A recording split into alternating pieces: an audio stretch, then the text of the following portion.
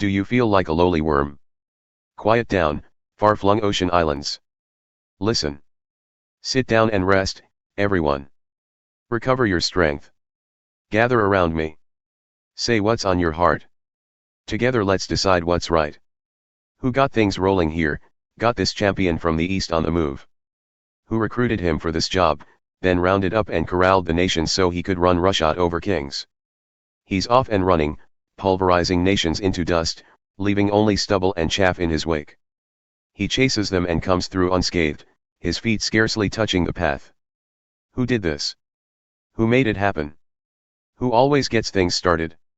I did. God. I'm first on the scene. I'm also the last to leave. Far-flung ocean islands see it and panic. The ends of the earth are shaken. Fearfully they huddle together. They try to help each other out, making up stories in the dark. The godmakers in the workshops go into overtime production, crafting new models of no gods, urging one another on, good job. Great design. Pounding in nails at the base so that the things won't tip over. But you, Israel, are my servant. You're Jacob, my first choice, descendants of my good friend Abraham. I pulled you in from all over the world, called you in from every dark corner of the earth, telling you, you're my servant, serving on my side. I picked you. I haven't dropped you, don't panic. I'm with you. There's no need to fear, for I'm your God. I'll give you strength. I'll help you. I'll hold you steady, keep a firm grip on you. Count on it, everyone who had it in for you will end up out in the cold, real losers. Those who worked against you will end up empty-handed, nothing to show for their lives. When you go out looking for your old adversaries you won't find them, not a trace of your old enemies, not even a memory. That's right. Because I, your God, have a firm grip on you and I'm not letting go. I'm telling you, don't panic. I'm right here to help you. Do you feel like a lowly worm, Jacob? Don't be afraid. Feel like a fragile insect, Israel. I'll help you. I, God, want to reassure you. The God who buys you back, the Holy of Israel. I'm transforming you from worm to harrow, from insect to iron. As a sharp-toothed harrow you'll smooth out the mountains, turn those tough old hills into loamy soil. You'll open the rough ground to the weather, to the blasts of sun and wind and rain. But you'll be confident and exuberant, expansive in the Holy of Israel. The poor and homeless are desperate for water, their tongues parched and no water to be found. But I'm there to be found, I'm there for them, and I, God of Israel, will not leave them thirsty. I'll open up rivers for them on the barren hills, spout fountains in the valleys. I'll turn the baked clay badlands into a cool pond, the waterless waste into splashing creeks.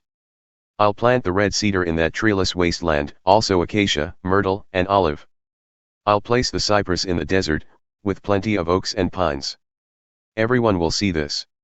No one can miss it, unavoidable, indisputable evidence that I, God, personally did this. It's created and signed by the Holy of Israel. Set out your case for your gods, says God, bring your evidence, says the King of Jacob, take the stand on behalf of your idols, offer arguments, assemble reasons. Spread out the facts before us so that we can assess them ourselves.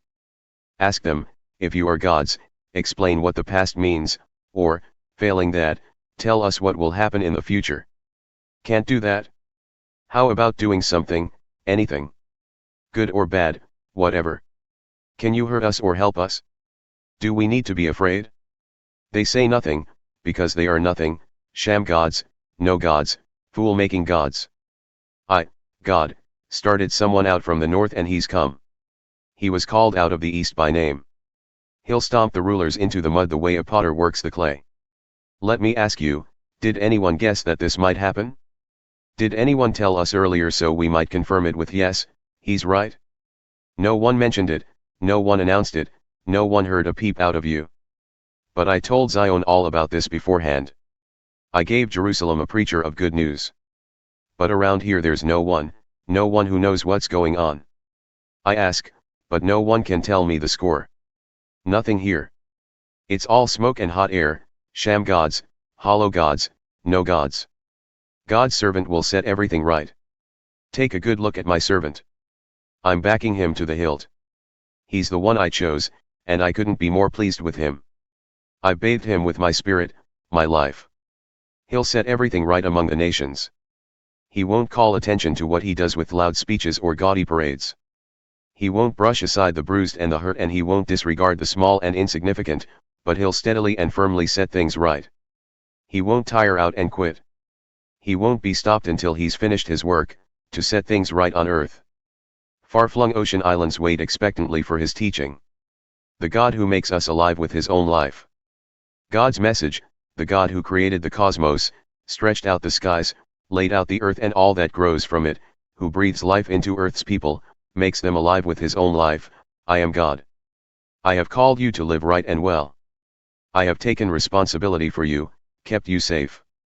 I have set you among my people to bind them to me, and provided you as a lighthouse to the nations, to make a start at bringing people into the open, into light, opening blind eyes, releasing prisoners from dungeons, emptying the dark prisons. I am God. That's my name. I don't franchise my glory, don't endorse the no-God idols. Take note, the earlier predictions of judgment have been fulfilled. I'm announcing the new salvation work.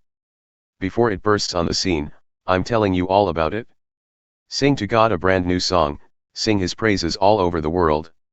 Let the sea and its fish give a round of applause, with all the far-flung islands joining in. Let the desert and its camps raise a tune, calling the Kedar nomads to join in. Let the villagers in Sela round up a choir and perform from the tops of the mountains. Make God's glory resound, echo his praises from coast to coast.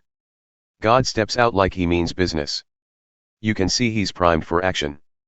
He shouts, announcing his arrival, he takes charge and his enemies fall into line. I've been quiet long enough. I've held back, biting my tongue. But now I'm letting loose, letting go, like a woman who's having a baby, stripping the hills bare, withering the wildflowers, drying up the rivers, turning lakes into mudflats. But I'll take the hand of those who don't know the way, who can't see where they're going. I'll be a personal guide to them, directing them through unknown country. I'll be right there to show them what roads to take, make sure they don't fall into the ditch. These are the things I'll be doing for them, sticking with them, not leaving them for a minute. But those who invested in the no-gods are bankrupt, dead broke. You've seen a lot, but looked at nothing. Pay attention. Are you deaf? Open your eyes. Are you blind? You're my servant, and you're not looking. You're my messenger, and you're not listening. The very people I depended upon, servants of God, blind as a bat, willfully blind. You've seen a lot, but looked at nothing. You've heard everything, but listened to nothing. God intended, out of the goodness of his heart, to be lavish in his revelation. But this is a people battered and cowed, shut up in attics and closets, victims licking their wounds, feeling ignored, abandoned. But is anyone out there listening? Is anyone paying attention to what's coming? Who do you think turned Jacob over to the thugs, let loose the robbers on Israel? Wasn't it God himself, this God against whom we've sinned, not doing what he commanded, not listening to what he said? Isn't it God's anger that's behind all this, God's punishing power? Their whole world collapsed but they still didn't get it, their life is in ruins but they don't take it to heart.